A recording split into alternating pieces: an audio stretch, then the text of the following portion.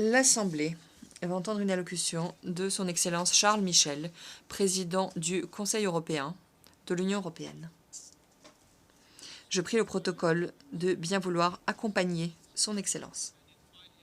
Et je l'invite à prendre la parole devant l'Assemblée.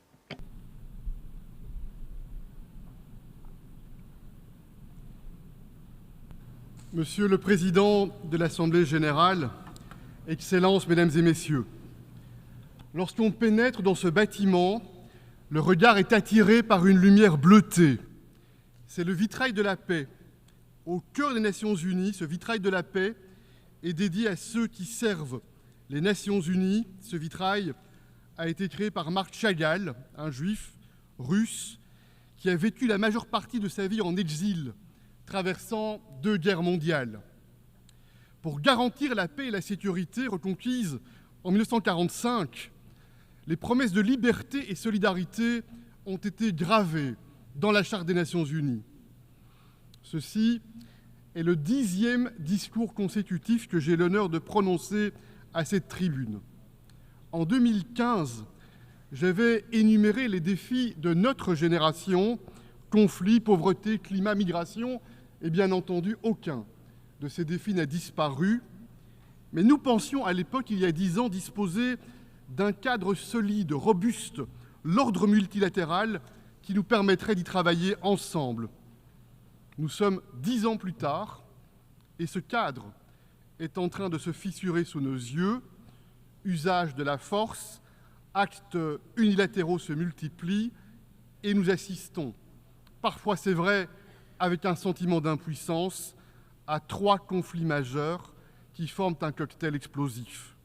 En Ukraine, un membre permanent du Conseil de sécurité a lancé une guerre illégale et non provoquée.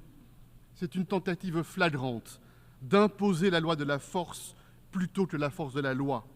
Cette guerre, par conséquent, n'est pas seulement une menace directe contre le peuple ukrainien, c'est une menace contre chacun d'entre nous. L'Union européenne soutient et soutiendra l'Ukraine aussi longtemps que nécessaire. Fidèle à la promesse de liberté et solidarité, nous réaffirmons notre engagement pour une paix globale, juste et durable qui doit être fondée sur les principes de la Charte des Nations Unies.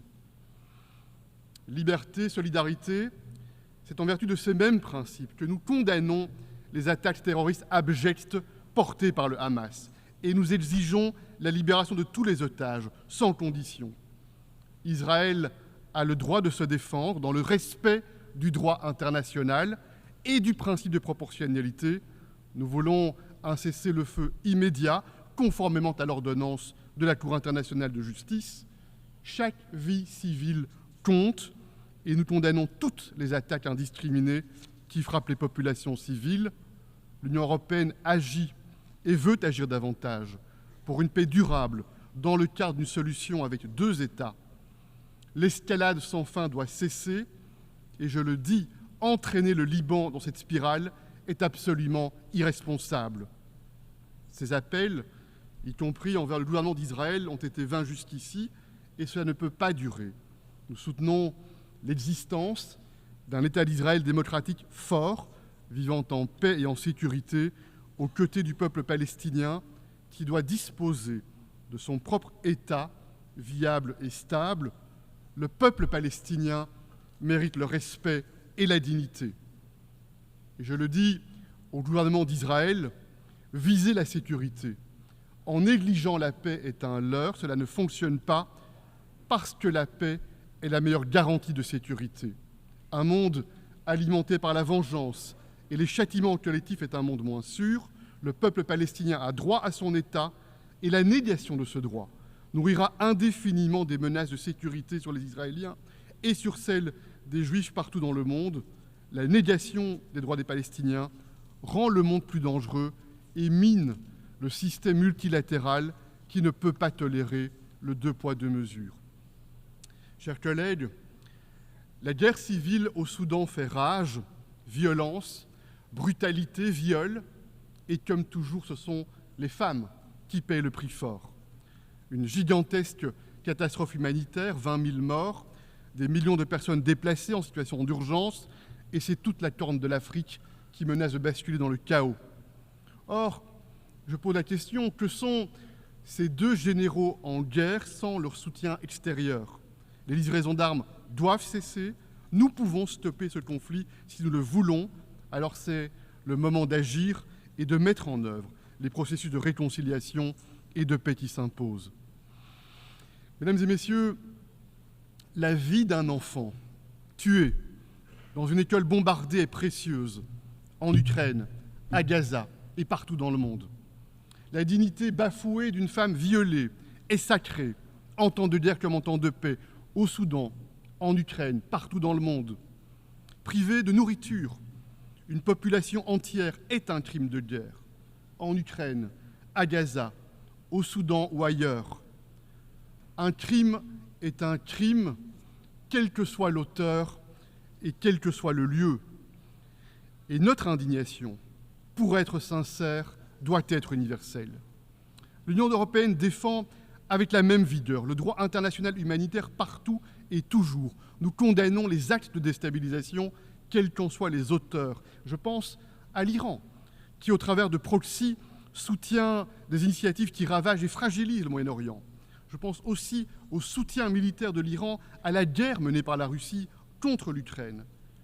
Et, mesdames et messieurs, un constat saute aux yeux. Iran comme Russie pratiquent les mêmes recettes, menaces nucléaires, ambition impérialiste teintée de nostalgie et soutien à des groupes terroristes sans foi ni loi pour déstabiliser le voisinage et au-delà. Excellences, mesdames et messieurs, la création des Nations Unies et du système international fondé sur des règles fut une avancée remarquable. Revenir en arrière, c'est revenir à la guerre. Et plus que jamais, depuis 1945, le monde est bousculé par un cocktail explosif de chocs qui s'additionne et s'accélère. La Troisième Guerre mondiale est possible et il est urgent de retrouver nos esprits. Cela exige de la coopération, cela exige du courage, les règles communes doivent être respectées et pour cela, le Conseil de sécurité doit se libérer du joug paralysant que devient le droit de veto dans sa forme actuelle. Ce Conseil n'est pas représentatif, il est peu légitime, il est inopérant. Le Conseil de sécurité est de plus en plus un mort-vivant. En juin 1945, lors de l'adoption de la Charte des Nations Unies, le président Truman avait déclaré que cette charte serait élargie, améliorée au fil du temps. L'évolution des conditions, disait-il, nécessitera des ajustements.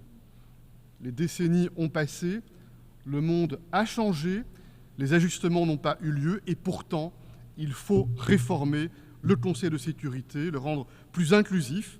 L'Afrique, et selon moi l'Amérique latine notamment, doivent y disposer de sièges permanents et les organisations régionales doivent être davantage intégrées au processus de décision des Nations Unies, y compris, je le propose, en donnant une voix consultative systématique à ces organisations régionales au sein du Conseil de sécurité.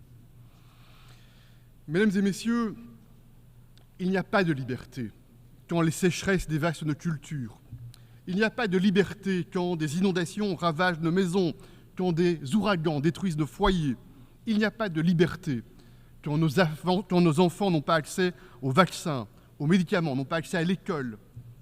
Réchauffement climatique et pandémie nous ouvrent les yeux sur l'exigence de solidarité. Et ce n'est pas simplement une question morale, de dignité ou de générosité. C'est aussi l'intérêt des pays développés de soutenir les transitions climatiques et le développement. Les aider, ces pays en développement, à renforcer les systèmes de santé. C'est dans cet esprit, avec le docteur Tedros, nous avons lancé l'idée d'un traité international sur les pandémies. Les négociations ont bien avancé, mais il est maintenant temps de conclure. Le Mpox est un nouveau signal d'alarme qui nous ouvre les yeux et il n'est pas acceptable que des lobbies ou des égoïsmes barrent le chemin à un partage équitable des technologies vaccinales et des médicaments. Mesdames et messieurs, il n'y a pas non plus de liberté dans un monde où chaque individu est réduit à ses données personnelles, à une cible commerciale ou à une cible à surveiller, voire à manipuler. La révolution numérique et son produit phare, l'intelligence artificielle, est bien sûr un moteur extraordinaire de progrès. C'est un nouveau carburant pour la prospérité, à condition de servir l'humanité, à condition de servir la liberté et les droits humains. Et je pense qu'il est essentiel de ne pas commettre l'erreur que l'on a déjà commise avec les ressources naturelles, en abusant tellement que nous avons mis notre planète à l'épreuve. Les données et l'intelligence artificielle sont des instruments de pouvoir, peut-être même d'asservissement économique et politique. Ils deviennent des armes de guerre. Nous devons donc encadrer ces progrès à l'échelle globale et soutenons les efforts du secrétaire général des Nations Unies pour y travailler dans le cadre de cette enceinte. La compétition technologique est saine parce qu'elle favorise le progrès. Elle doit aussi se dérouler dans un cadre commun avec des règles du jeu équitables. Et c'est pour cela que l'Union européenne est engagée dans un dialogue global au sein du G7, bien sûr, mais également avec le reste du monde, Afrique, Amérique latine, Asie. Nous dialoguons, y compris avec ceux dont nous combattons les idées et parfois même les comportements. La Chine est un acteur indispensable pour relever les grands défis mondiaux et l'Union européenne entend rééquilibrer ses relations économiques avec la Chine en réduisant les risques, en diversifiant nos chaînes d'approvisionnement, car les dépendances excessives, nous le savons, ouvrent la voie à des vulnérabilités et donc à des conflits. Nous demandons aussi à la Chine de ne pas soutenir la Russie, ni directement ni indirectement, dans sa guerre illégale contre l'Ukraine, mais plutôt d'user de son influence afin de faire respecter la Charte des Nations Unies. Mesdames et messieurs, l'architecture financière internationale doit réduire les inégalités et pas les amplifier. Quand un paysan kényan n'a pas accès à un microcrédit à des taux abordables, ce n'est pas un détail, c'est un enjeu de développement global. Parce que le développement mondial est sous-financé, l'écart entre les besoins en investissement et les ressources financières disponibles est gigantesque et le système de Bretton Woods doit profondément changer. La puissance de feu financière doit être multipliée à la hauteur des besoins des populations pour faire reculer la menace climatique et pour faire avancer la prospérité. Les pays créditeurs doivent être plus courageux pour restructurer les dettes et réallouer les droits de tirage spéciaux. La solidarité, ce n'est pas seulement des transferts de moyens financiers ou technologiques, ce sont aussi des efforts de gouvernance, améliorer l'environnement des affaires, renforcer la sécurité juridique, mobiliser les ressources propres des pays en développement. Comme l'a dit avec franchise Mo Ibrahim, si l'aide économique et l'assistance à l'Afrique sont louables, nous devons changer la façon, dit-il, dont les pays sont gérés. Et je le précise, cela vaut aussi pour les pays dits développés. Mesdames et messieurs, je souhaite conclure ce 10e discours à cette tribune par quelques convictions personnelles.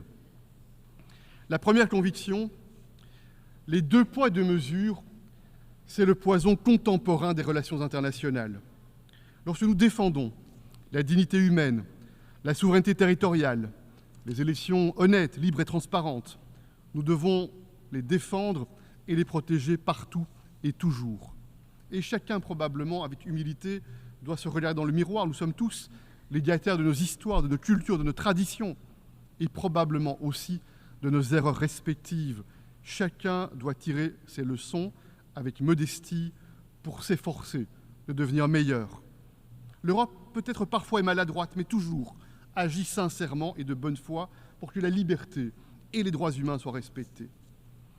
Deuxième conviction, nous devons résolument rejeter la confrontation bipolaire et agir avec force pour un monde multipolaire dans un cadre multilatéral, où chaque pays ou groupe de pays choisit sa voie pour prospérer et où tous coopèrent en suivant des règles décidées ensemble.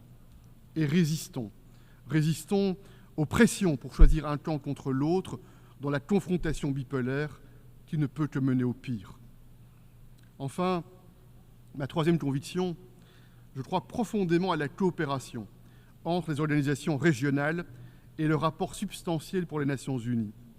L'Union européenne s'est investie ces 5 dernières années dans le développement de partenariats avec l'Union africaine, les pays d'Amérique latine et des Caraïbes dans le cadre du CELAC, avec l'ASEAN, avec le Conseil de coopération des pays du Golfe, avec les pays d'Asie centrale. Ces réseaux de coopération sont un tissu stabilisateur et porteur de progrès. L'Union européenne veut être plus forte, plus autonome, pour renforcer sa capacité à interagir et travailler pour la paix, la liberté et la solidarité. Et je le sais, beaucoup dans le monde attendent une voix forte et indépendante de l'Union européenne. Excellences, Mesdames et Messieurs, 2 guerres mondiales, l'Holocauste, la négation absolue de l'humanité. Ce continent européen porte des cicatrices indélébiles et donc, nous le pensons, une responsabilité particulière dans la défense de la liberté, de la solidarité et de la dignité humaine universelle. Le projet européen est celui de la réconciliation, la coopération, et puis de plus en plus celui de l'amitié et de la fraternité. Ce projet européen, je le crois, est donc une inspiration et un espoir. L'optimisme est un devoir. Nous pouvons, une fois encore, changer le cours de l'histoire, à condition de nous ressaisir. Il n'y a pas de fatalité. Le futur n'est pas encore écrit. Plus de paix et de sécurité, c'est possible. Plus de liberté, plus de solidarité, c'est possible. La paix requiert des efforts. Nous le savons, elle n'est jamais donnée. La paix est délicate, la paix est fragile, difficile à réparer quand elle se brise, mais la paix est magnifique, lumineuse et porteuse de rêves et d'espoir, comme le vitrail bleu pour la paix de Marc Chagall. Soyons sans relâche des artisans de la paix. Vous pouvez compter sur l'Union européenne. Je vous remercie.